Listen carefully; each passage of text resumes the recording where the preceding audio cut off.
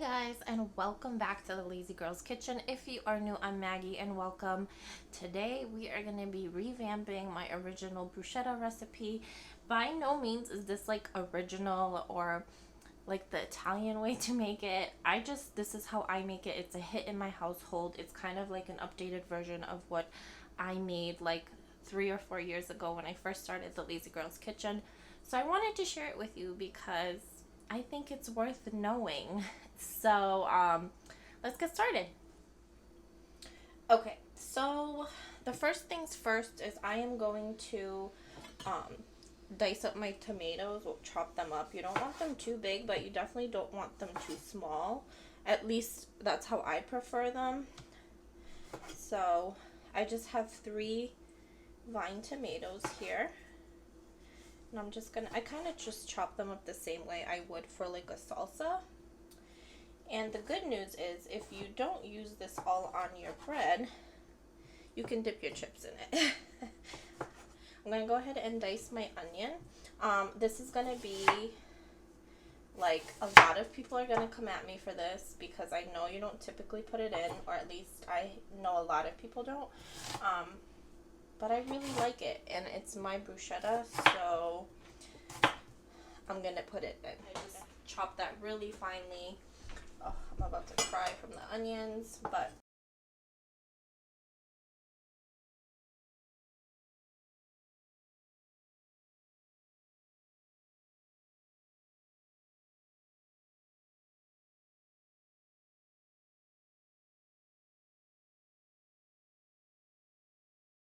it's going to be great. Alright, I'm going to go ahead and add in my garlic to everything.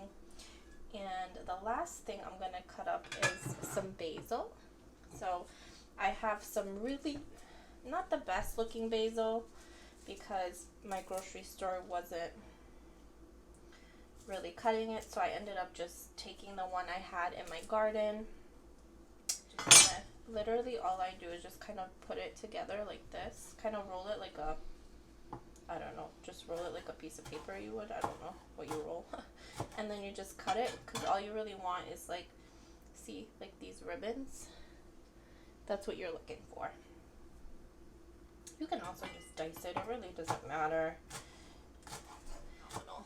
Like, it does not get any better than this. Like, can we talk about that for a second? Perfect. Chef's kiss. And I actually ended up only using 2 tomatoes because they were pretty big. And I don't want to make too much because I just made a charcuterie board and we all know how that goes. So I'm going to go ahead and drizzle it with some olive oil. To finish it off, I do salt.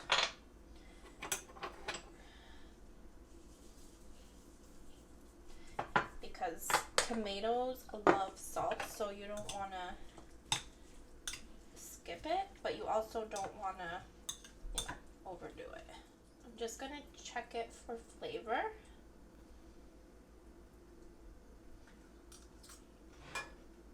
Perfect. Alright, now we're going to get started on the bread. So for the bread, you'll want to use like a baguette, or whatever you want really, like a French bread. I actually just found this in my freezer, and what I like to do is cut it on a diagonal.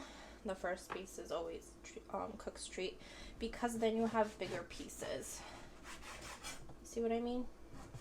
So what I have here is, I don't know what it's called. I think it's like a toasting pan or whatnot. I got this on Amazon, and I actually found out about this from Laura Vitale from Laura in the Kitchen on YouTube. And what it is it has these like holes, and it goes over your open flame and it toasts your bread. So all you do is you put it down, and then you turn your burner on, and you put your pieces of bread. I do smaller pieces, like I like a smaller bread for this, like a French baguette, rather than like a big piece of bread, because I find that that's like what a bruschetta should be, right? I don't know.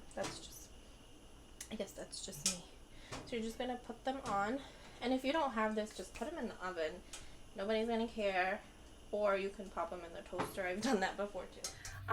I know some people rub garlic on this to kind of give it a little bit of a garlicky flavor. I don't, because I put garlic in here already, but you can certainly do that. And then I take a little bit of this mixture and I just plop it on top of my bread. And again, I like them smaller, like this. Like on small pieces of bread, I like it to be like bite-sized almost. But my mouth is watering. But you can certainly do like a big piece of bread.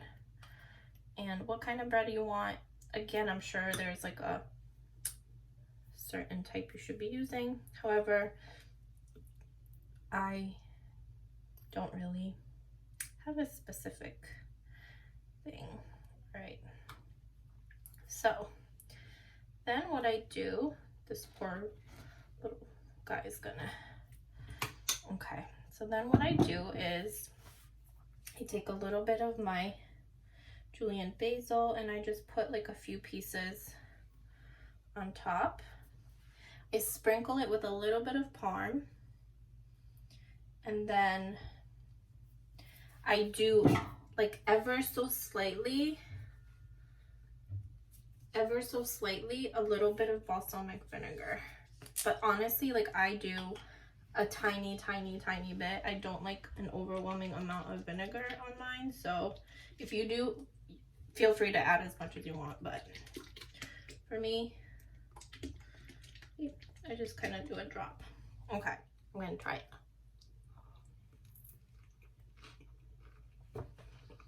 You guys,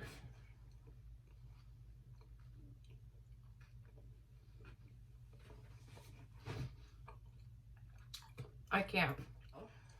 Again, this is just an updated version. This is not authentic by any means, so please do not come for me. This is just the way I make it, the way I like it. So I'm obviously gonna write this out for you, and if you feel the need to make it, which you should, you need to tag me in it on my Instagram, because I want to see your creation. And if you have a different way of making it, let me know down below, because I am open to suggestions. I want to try anything. So thanks for watching, and let me know what you want to see next time. Bye bye.